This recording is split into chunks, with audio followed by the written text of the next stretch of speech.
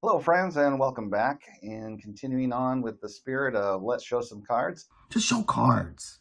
I've got some pre-war cards that I have picked up since I'm starting on my path of collecting every Hall of Famer, now delving into the pre-war side of things. Those are all really old. So let's get going and show some cards. Hello, friends. I am John, and I am the 3D 80s kid.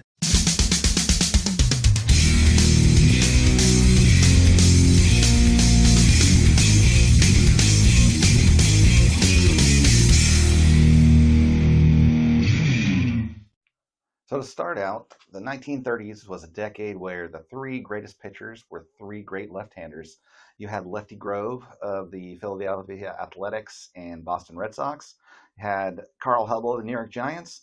And then you had Lefty Gomez of the New York Yankees right there in his 1939 play ball. It's a nice photo. I know it is. So Lefty Gomez was a 7-time All-Star, a 2-time Triple Crown winner with most wins, lowest ERA, and most strikeouts for pitchers. And as well, 6-time world champion with the Yankees, including 4 in a row there to close out the decade of the 30s. He's pretty good, I guess. Fun fact, if you'd call it fun, with that I learned about him was that when he first was getting called up or purchased by the Yankees from the San Francisco Seals, they were concerned about the fact that he was 6'2" and only 155 pounds. Never mind the fact that he was only 20 years old and he probably still hadn't fully grown to his frame yet. But they decided to ultimately extract his teeth in order so that he would gain weight. Thanks, it's not my idea of fun. And I had to dig into this more, and I learned about a thing called focal infection theory, which was this pseudoscience that became popular in the 20s and 30s, in which they believed that a area of infection in one place could be causing issues in other parts of the body. What a load of crap. And so a common thing was that dental care was not that good, so people would commonly end up having to have cavities or root canals. And then the popular thing with this focal infection theory was that infection in the teeth was causing problems elsewhere. And so they would extract people's teeth. Stupid is, stupid does, sir. Awesome, I know. So he had most of his teeth removed when he was 20 years old. And also learned that when Lou Gehrig first started showing symptoms, that ended up happening to him as well. They extracted his teeth because he had recently had to have some root canal. As if the poor man didn't suffer enough. There's the back of that card. And yeah, so Lefty Gomez added to my collection of Hall of Famers. Great choice. Let's go. Up next is a man who started his major league career as a relief pitcher, but ended up earning his way to the Hall of Fame as a great hitting outfielder. And that would be Mr. Sam Rice here on my first Diamond Stars card from National Chico. Art Deco. Very nice. This one being printed in 1935, which would be right after his final year in the major leagues at the age of 42 in 1934. And so Sam Rice ended up with a career .322 average with 13 hits shy of 3,000. Interesting bit of info for him is that when he first started trying to start his major league or baseball career, he went off to try out for a minor league team a little ways away from where they lived on a family farm with his wife and 2 children. He had a 3-year-old and an 18-month-old. And while he was on that trip, his wife went and visited with his parents, and there ended up being a tornado there in Indiana where they lived that unfortunately killed his wife, both his children, and his mother. And Such a tragedy. Such a tragedy. that led to him then taking a year off from trying baseball and joining the Navy. When he came back from that year in the Navy, he tried again for baseball and ultimately then ended up in the major leagues here at the end there with the Cleveland Indians. But one of the interesting notes of his career was during his time with the Senators. They made a World Series against the Pirates in 1925, where the previous cards I've shown with Max Carey and Pie Traynor were on that team that beat the Senators, but he was on the losing side there. But in Game 3, he made a controversial catch, which helped preserve the Game 3 victory, in which he went flying into the stands and did not emerge for almost 15 seconds with the ball in his glove. And the umpires did call the catch an out, but a lot of people thought that since it was in Washington, that fans had put the ball in his glove ultimately, and he didn't actually make the catch. And he was kind of effusive and never really answering for sure what happened.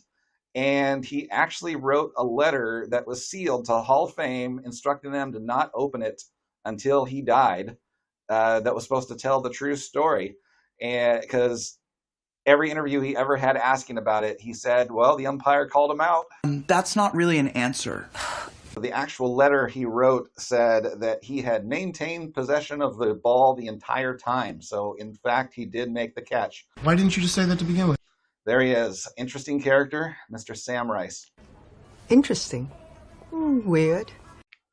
So for my next card, I went farther back in time with someone whose career spans somewhat the same era as Sam Rice, only he did retire quite a few years earlier at the age of 38. And coincidentally, on Baseball Reference, the similarity score at age 38 was Mr. Sam Rice. Point is, it all tied together, right? And that would be with, right here, Ed Roush, whose legal name was actually Ed, E-D-D. Here he's listed as Eddie Roush.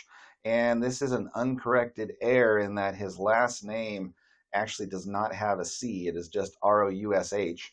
And this here is an interesting set that, but most interesting bit as far as his career was that he would have been the star center fielder for the 1919 World Series champions. And if 1919 rings any bells to you, that would be the Black Sox World Series year. No! Say it ain't so, Joe. Say it ain't so. So he was on the winning Cincinnati Reds squad after those White Sox blew the games on purpose. So, but as far as the set itself, let's take a look at the explanation of this one here is listed as a 516-2-2. And what exactly does that mean? So let's take a look on our screen up here of the different configurations. We've got the W516-1-1, -1-2, -2-1, -2-2, and -2-3.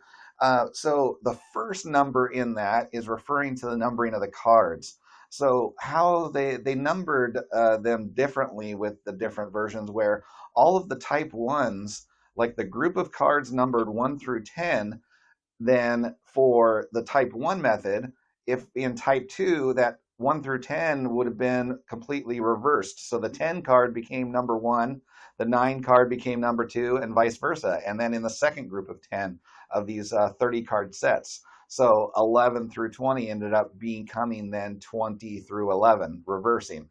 And so that's the type 1 versus type 2 with that first number.